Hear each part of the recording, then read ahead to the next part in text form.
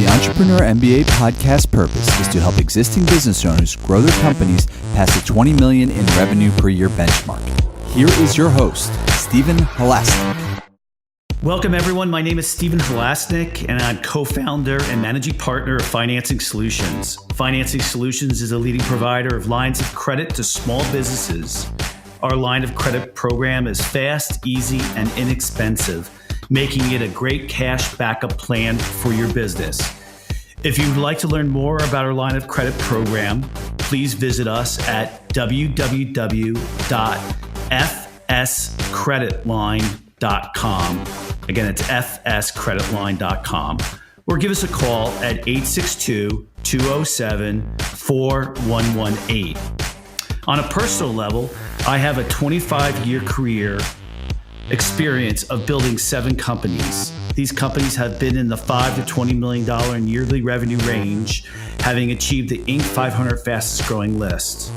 I have the privilege to speak with business owners on a daily basis. If you like today's podcast, please feel free to share it with a friend, and please subscribe to us on your favorite podcasting app so you can hear future podcasts. Today, I'm extremely excited to be speaking with a very good friend of mine, David Froelich, who I've known for 20 years. It seems that almost all of my guests that I have asked to come on the podcast have been friends that I have met through the entrepreneurship organization. And David was no different. David and I have been in the same forum group, which meets monthly for 5 hours to support each other's businesses, personal and family goals. I thought David would be a great guest today because so many business owners have never been through a sale of their company, especially when it's a sale of a smaller company. David was co-founder of Solaire Generation, which focused on the design and building of large solar structures and carports. In 2015, Solaire was sold to a very large company called SunPower, and I've asked David to talk about that experience today. David, welcome to the Entrepreneur MBA Podcast. Thanks, Stephen. Happy to be here. Well, I have to tell our listeners that unfortunately, I lost a big bet with David the other day. He bet me that my favorite football team, which is worse than being like the Mets fan or a Jets fan, is the Rutgers Scarlet Knights. And the line was 58 points. And David goes, "Oh, I'll take that 58 points." And of course, I never realized how hard it is to bet against my favorite team, but it is 58 points. So, you were David, sunk. You were sunk from the beginning, man. You can't bet against your team. It doesn't matter what the spread is. That's the first time I ever did that. It was nerve-wracking because, on one hand, I want to win the money, but on the other hand, I want my team to do really well. And I think I lost on both accounts. Well, right. So it was a win-win for me. I got $20 and I made you, kind of go against your home team. Well, it's not fair because even during the game, he's texting me saying, "Do you want to double the bet? Do you want to double the bet?" So you're mean, very mean. Yes. So anyway, let's start off by talking about Solaire a little bit. Sure. Did I explain it right? Yes. To simplify things, we really were a niche business within the larger solar industry. And that is that we designed and built solar parking canopies for ground and multi-level parking lots. And so that was really our focus. We weren't doing rooftop. We weren't doing open farms, fields of solar panels. We were simply designing structures to support panels over parking lots. Yeah. And back in you started doing that when? It's really 2008, 2009 is when the company had started. 2008, 2009. Yeah. And so these aren't small installations. They're covering, if anybody now, it's more common, but back then it was uncommon to see, a huge parking structure maybe at a college or a corporation where they were putting in these huge canopies that are solar on top. And was Solaire like one of the first companies that was getting involved in that? Yes, yeah, absolutely, especially on the East Coast. So a canopy, as you would imagine, is a more typical thing. A car canopy, with or without solar, is something you would typically find in hotter climes like Arizona or California. So it's not surprising that the initial installations of solar parking canopies were were out west or in places like that. However, there were some nice incentives at the time in the East Coast, specifically in New Jersey, that gave us the opportunity to actually start that business on the East Coast. And so we were really the first one to build solar parking canopies out this way. And how did you kind of get involved? I know you had a co-partner in this, right? And how did you kind of get involved in it to begin with? So I had been in actually the textile business for, kind of almost 20 years prior to Solaire. And it was a business that had been a family business. And I had reached a point where I felt like there just wasn't much of a future for me in that business anymore. And I had started looking for new ideas, and solar was one of them. And I mentioned it to a friend of mine, Lawrence Mackler, who was an architect that I knew. And he said, "Hey, I'm looking into solar also. And, my idea is to take my architectural skills and apply them to building parking canopies." And that sounded like a great idea to me. I knew somebody who worked out at then Shea Stadium and said, "Hey, that's a perfect place. Why don't we see if they'd be interested?" And I started working with them on a presentation for the Mets. If anybody listening has been to Citi Field, you will know that there are still no parking canopies on their parking lots. However, I started working, and then before long, I left the textile business in the hands of my father-in-law, and I just started working with Solaire. So let's jump ahead just for a second, and we're going to come right back. And because I'm sure our listeners want to know, how big did Solaire eventually get to? So we were doing in the neighborhood of $20 to $25 million a year in revenue at the point of sale. Okay. So then let's go take a step back now. Now, I remember, because you had always told us about it, and I agreed when I saw the drawings too, that one of the difference makers that you had was that your parking canopies were actually beautifully designed. Thank you. And I think you had said that was kind of an advantage sometimes. Was that correct? It was. It was a really interesting approach. I mean, as I had said, Lawrence was an architect, and his thinking was parking lots represent an incredible opportunity for solar, right? Big, wide open spaces with, have mostly been cleared. Maybe they're small trees, but mostly have been cleared. So lots of access to the sun. They're next to big parking lots are next to big buildings that use a lot of electricity. And so it seemed to him that the potential for solar carports was terrific. And if you bought into that and you believed or understood that there were going to be a lot of solar parking canopies built, the next logical conclusion was, well, a lot of the people who are going to put them on their parking lots are going to care what these things look like and how they perform and how safe they are, and that they are going to want more than just two I-beams bolted together rusting, through the winters in their parking lot with ice sliding off onto the people, et cetera. And so one of the very cool things about our approach to the market is that we entered with a premium product, even though there wasn't really a market that existed, right? So it's not like we chose a certain segment of the market. We entered and created both the market and the premium segment kind of at the same time. Wow.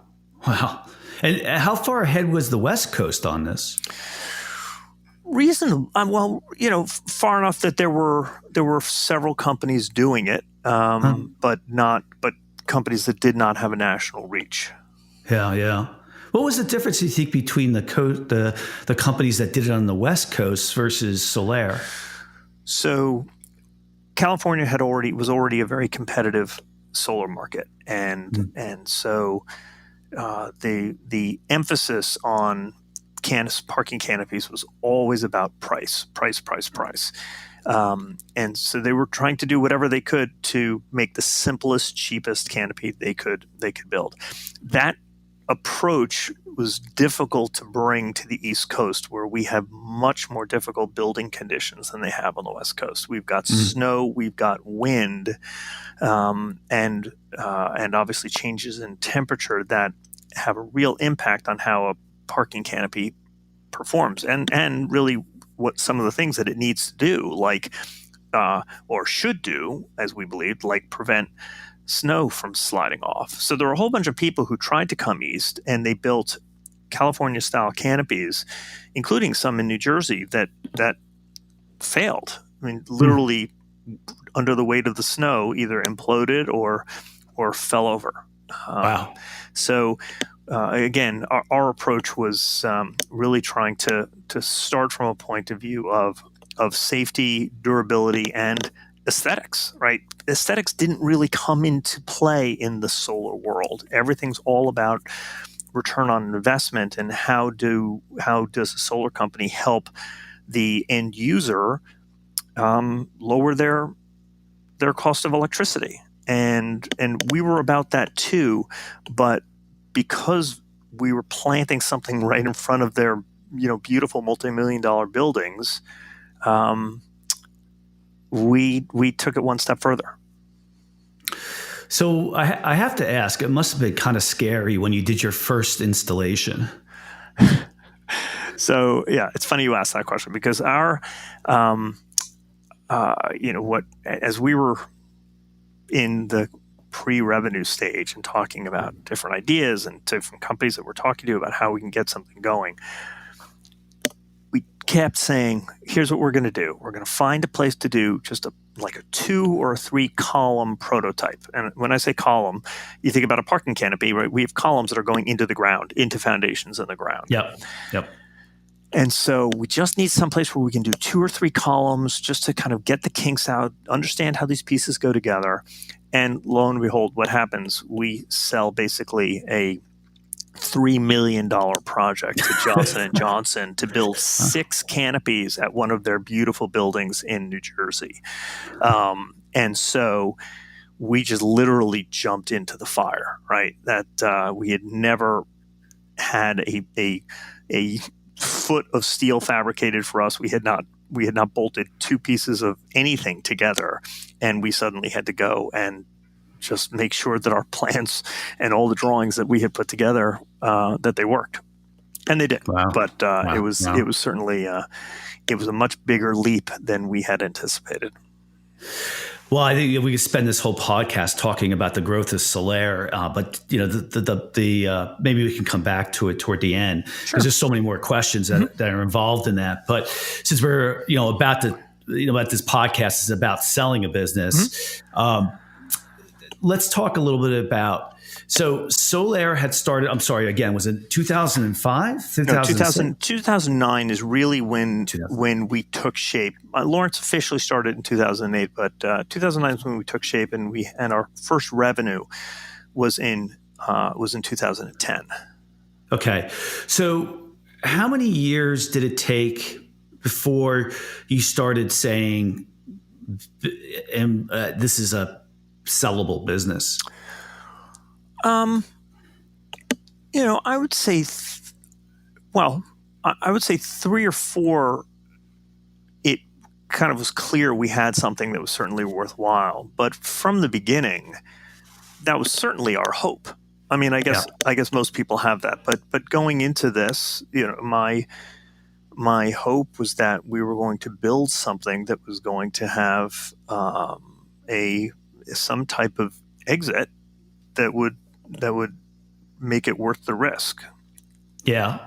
Because it was a big risk, right? There was no money in the beginning. I mean, I don't know, I'm sure you remember, but obviously your listeners don't know. But, right. So, a bunch of us went in there and worked for a year for no money, right? And we had no revenue.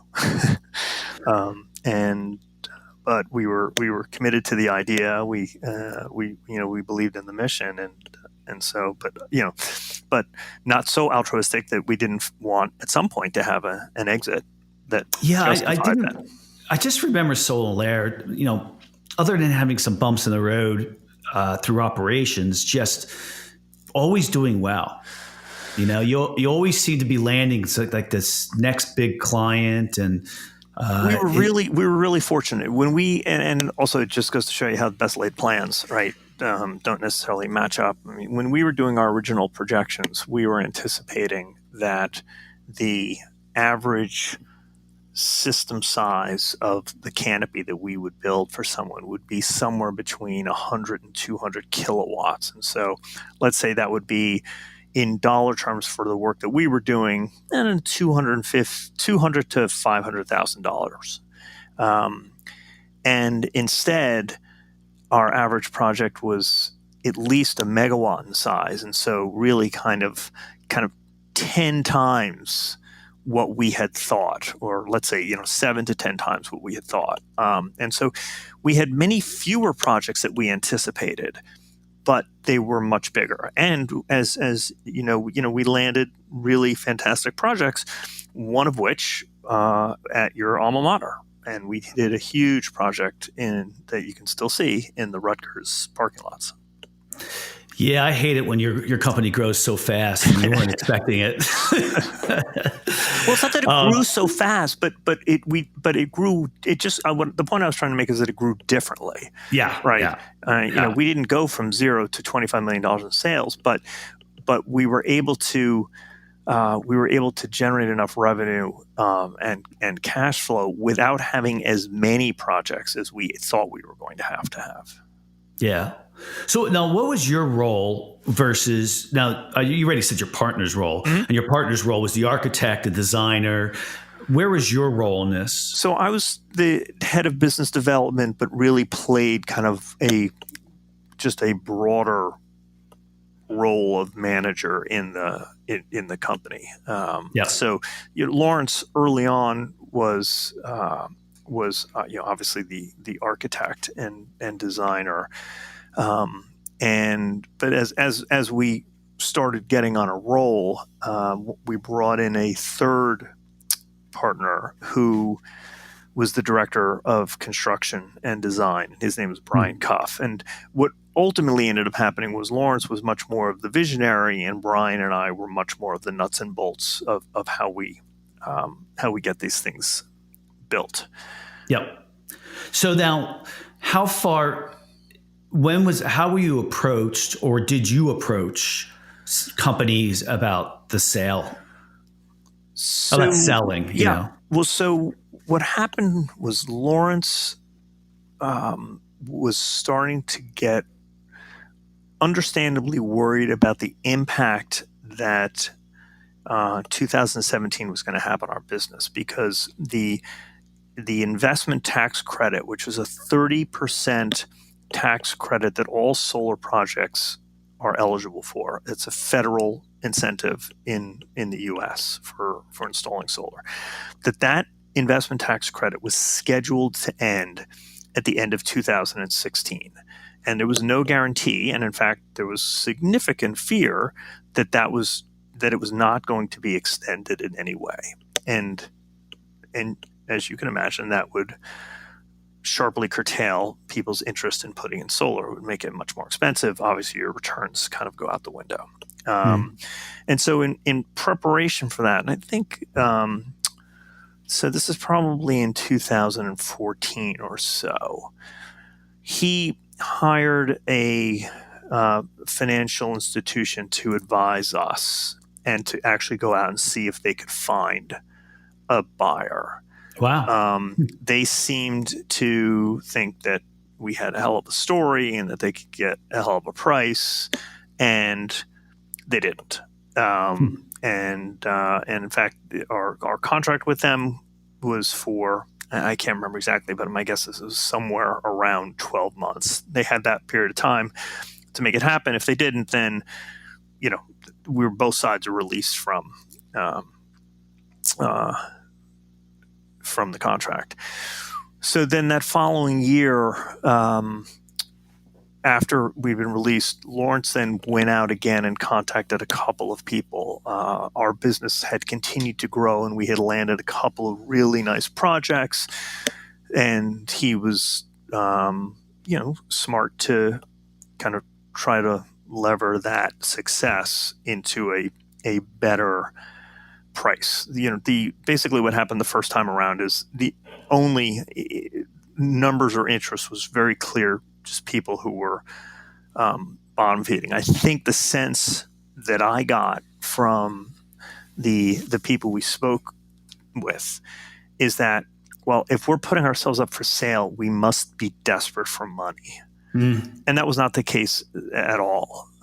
In fact, one of the really amazing things about the solar business, and I guess more specifically the construction business, because that's really what Solaire was, right? We supported solar projects, but we were really in the construction business, constructing these canopies. And we discovered that in the construction business, a lot of subcontract language talks about this idea of you pay when paid. And so the guys who worked for us, who dug the foundations and poured the concrete and bolted the steel together, has signed contracts with us acknowledging that they would not get paid until we got paid from our customer. So it was kind of built-in financing, which allowed a company with no money to embark on a $3 million project as its first project. Right? We didn't have to buy the steel. We did in advance. We didn't need project financing because it's sort of built into the industry. So that was a very fortunate turn of events and allowed us to grow without having to think about financing that growth. Yeah. Now the company that the company that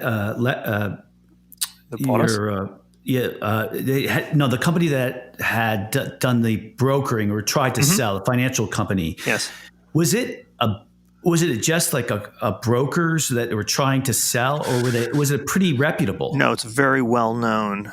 Wow. It's very well known I'm sure in other industries as well, but definitely in the solar industry, they're very well known. And what was their problem? Like, how could they not get any interest? I don't know. Again, we were a small company. And what was the revenue at the time? Probably 15 million. Okay. Probably looking at 15 to 20, which so not terrible, right? But again, I'm not trying to talk down in terms of our business model, but one of the things to remember about our business is that we were literally project to project. Right? There's zero recurring revenue in the business that we were building. So sure, we would do more than one project for one company, but they'd only hire us again if they sold another project, right? It's not like by being in with them, we were guaranteed to get more projects. Or there's certainly no idea that whatever I sold last year, well, now I know I'm going to sell that every year for the next 15 years. So it was not a business model that everybody was in love with, I think. So did you ever hear any feedback early on from the companies that were, talking to you about the sale of the company? Did you get any feedback? I don't remember getting it directly from them. In my memory, everything kind of revolved around the fact that the numbers they were throwing at were kind of ridiculous, that we could make more or as much in a year as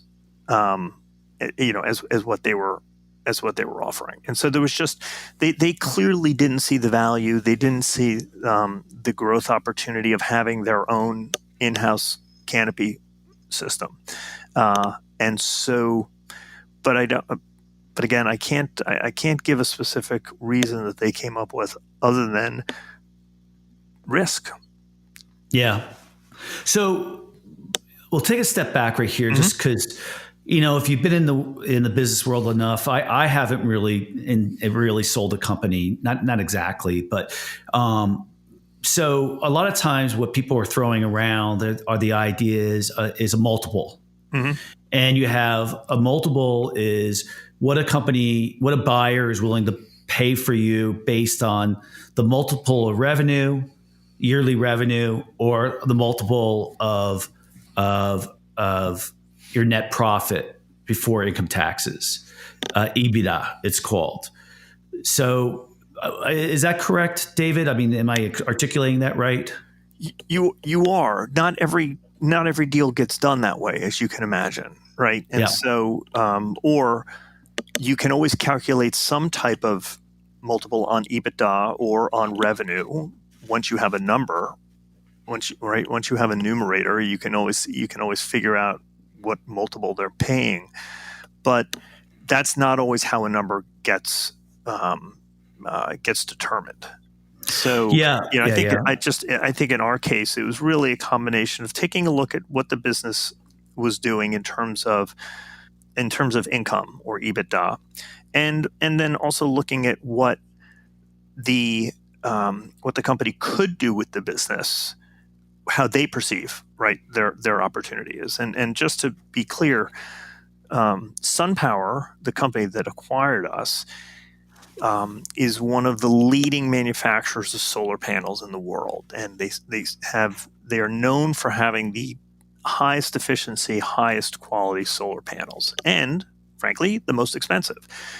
Which was interesting because we were known for having the most expensive parking canopy, at least in this country. And so there was a lot of thinking on SunPower's part, unbeknownst to me at the time, that they felt like they wanted to take us off the market, right? They wanted us to just be an extra hook that if somebody wanted a solar parking canopy, they would have to buy it from SunPower. So they felt they had like the lead generation, and they could just keep filtering leads down to you guys too, right? Exactly. And is that the way it worked out? No. So, I mean, they tried that. Not long after they acquired us, they made the decision to restrict the sale of carports to anybody who wasn't using a SunPower panel, with the exception of contracts that we already had in our pipeline. And but what ended up happening was not that long after SunPower had reported some really pretty dismal numbers. They had to cut back on staff, and the message went out from management that they were looking for ideas from the staff for driving additional revenue. So I raised my hand. I told them I had an idea. And then they reopened that option for us. And it worked? Yeah, absolutely. Yeah. Well, it seems a no-brainer. So what was it like when you first met with SunPower for the sale, for the potential sale? Tell us a little bit about what that was like. How long did it take from start to finish for the sale to be completed? It's funny. I was trying to kind of walk through the whole process in my head in preparation. I feel like it was in the 8 to 9 month range, but the truth is, I can't remember exactly. Yeah. But I remember early on meeting with them out in San Francisco with Lawrence. We were out for a trade show, and we went out for with a couple of the senior people as really kind of a vetting dinner. And it was interesting because I expected it to be much more of a schmooze fest, and there were tough questions, right? They really wanted to know how we were thinking about things, how we adjusted to issues and problems in the industry, and how we thought we could play a role at SunPower. But then, you get into the world of due diligence, and it's very hard for anything to move very fast.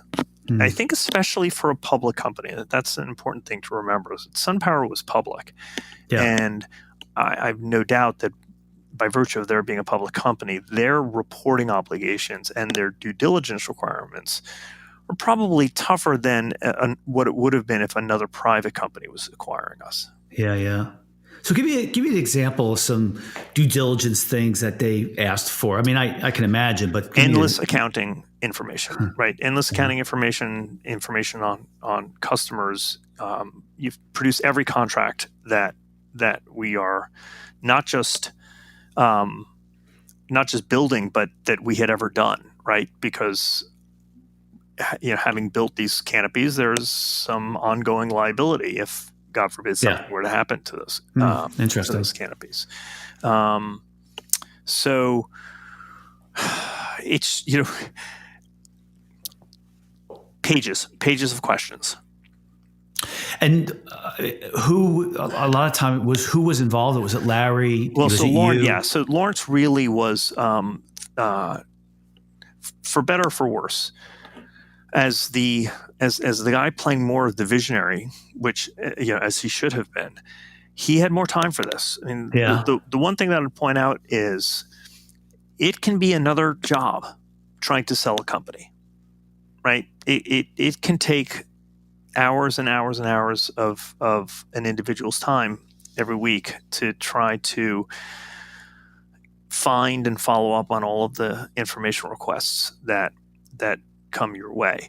I don't want to say he was lucky because he was smart. He had a couple of people, and Brian and me, to keep the kind of nuts and bolts of the operations going while he was doing literally something else.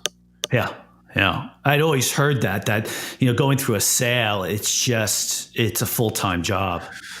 Yes, and you submit a bunch of things, and then they're going to look at those, and you think you've just checked off all the boxes, and then they suddenly create a new set of boxes. Did you think at some point that they were just fishing to learn about your company so much so that they would just cut you out and do their own thing? I was less concerned about them trying to knock us off. They had technically their own canopy, which was not successful and too expensive. I was concerned early on that maybe they're just trying to learn as much as they can about how we're doing things. But I feel like I got past that pretty quickly. Lawrence was definitely more, I think, sensitive to that risk, which I think is understandable given his position. And that really kind of until the documents were signed, I feel like, that kind of was in the back of his mind. So you start off 9 months before the actual sale. How long into that process did you say, wow, this is really going to happen? And don't say eight months, 29 days. No, I'm not going to, but I would say it's probably 6 months. I mean, it's, because it's just too easy for someone to walk away. Yeah. So like I said, I believe that they were interested in acquiring the company. But as things progress and then you start to get into the actual contractual language, and you now have a lawyer who is telling you can't sign a document that says this, and the other side is saying, well, we are not really interested unless you agree to this, and so you realize that, like anything, until it's signed, it doesn't exist. So, and was it? Sorry, go ahead. No, it's okay. Go ahead. Was there ever a time when the partners were not agreeing?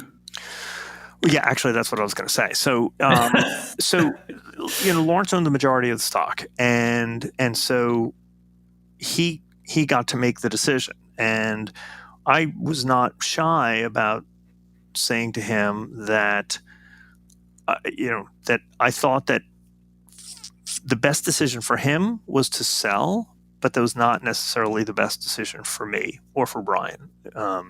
That it was good, right? It was fine. It was a successful venture, but it was not the dream. It was not the grand slam dream that at least I had going into a venture like this. And I felt like our business was really strong and that we could continue to grow it. But again, there was this looming potential cliff at the end of 2016 that Lawrence was really concerned about. I was a little more willing to roll the dice to keep it going. But as I said, I had no problem saying to Lawrence, your best move is selling this company now. Yeah. So I have to ask, what happened? Did that 30% tax abatement go away? Nope. Got extended.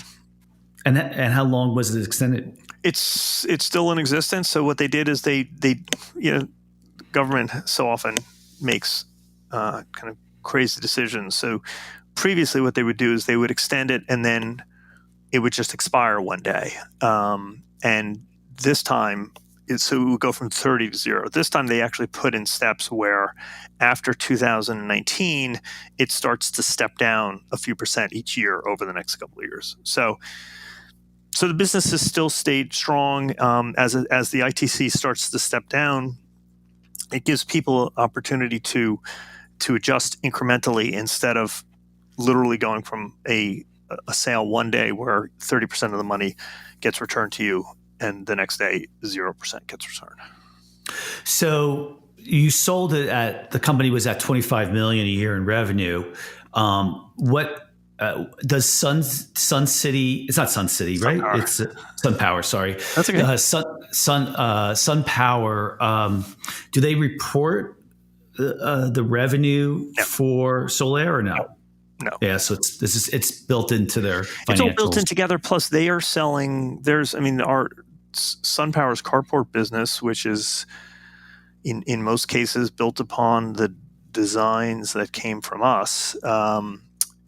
They're doing tons of projects all over the country, and so some of them are just canopy projects, and some of them are what I would call a turnkey solar solution, where either SunPower or a third party is paying for the entire solar system and then selling the electricity to the end user.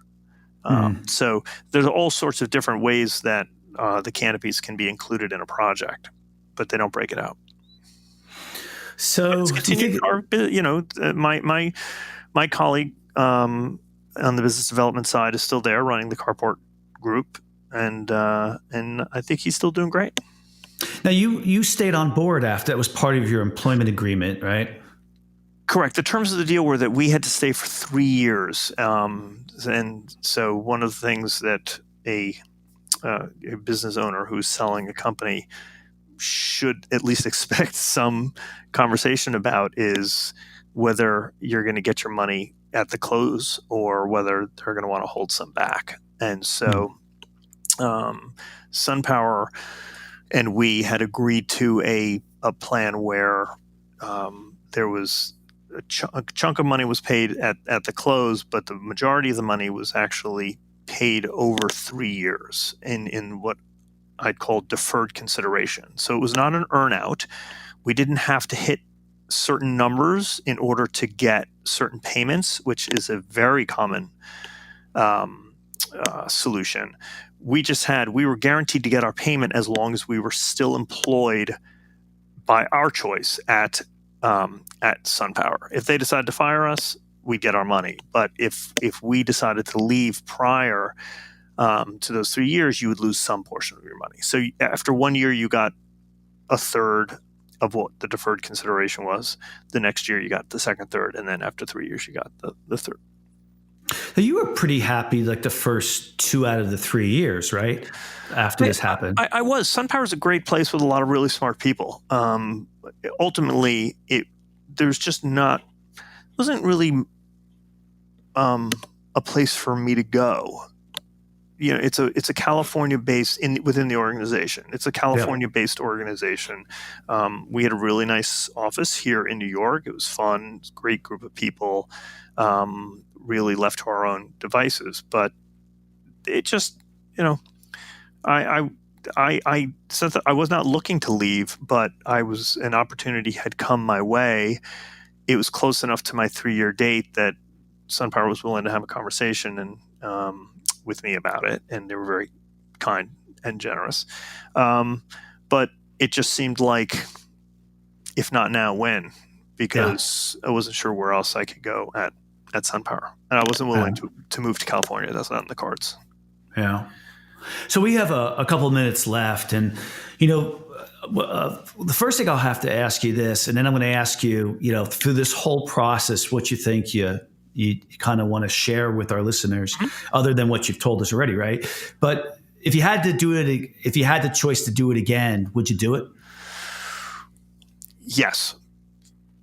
And why? So one of the things that became clearer to me is that I had hit a point in terms of my relationship with some of the other management that and I don't think I had quite recognized it at that time, but once the deal was done and I realized I was now working with a different group of management, that felt right. And so even though I would have had no problem sticking it out, it was the right move. It was the right move for me, and I think it was the right move for the organization.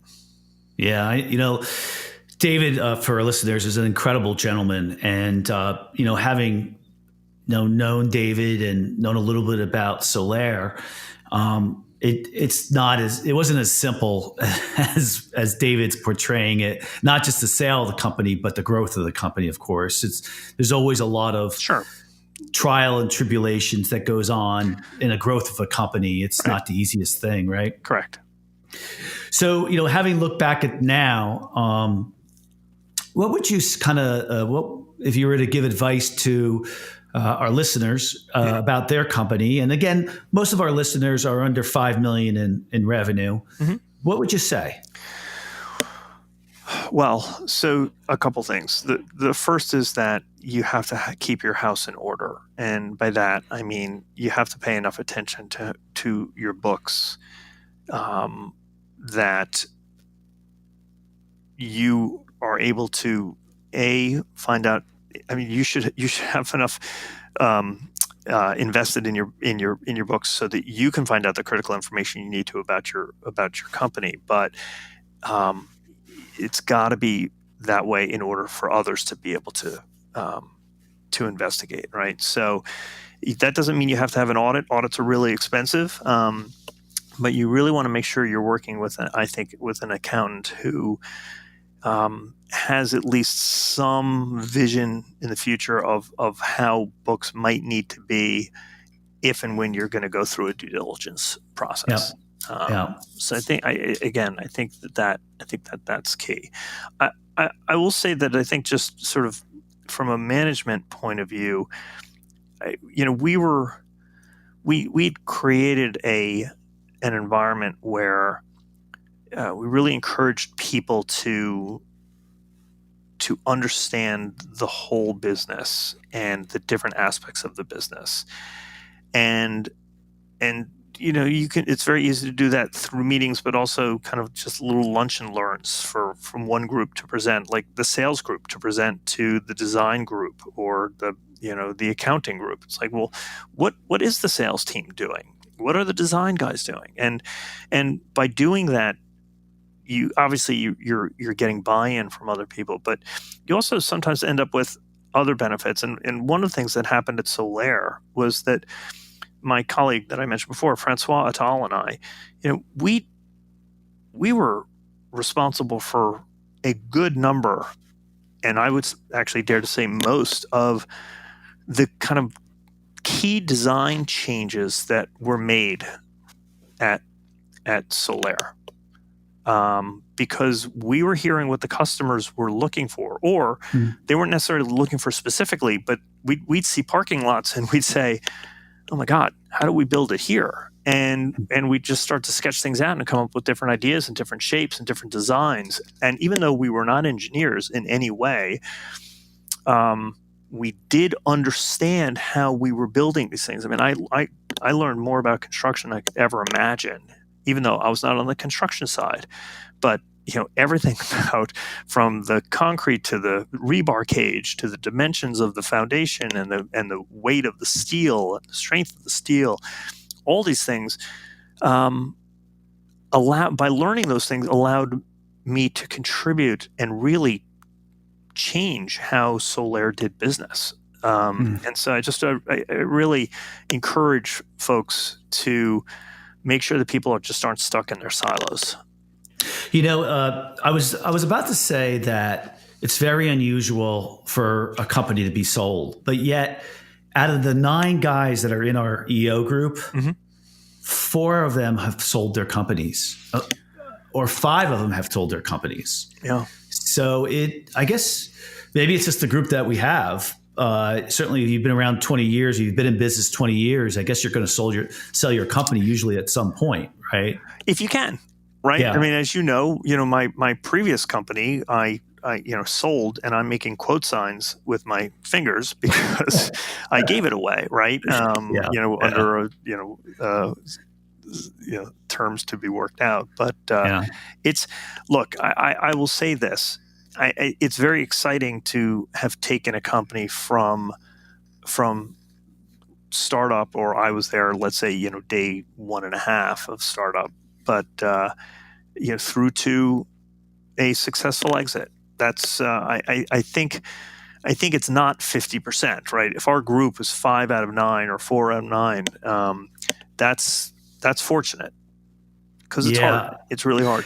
Yeah, it's it's something that's on my bucket list. I don't know if it's ever going to happen.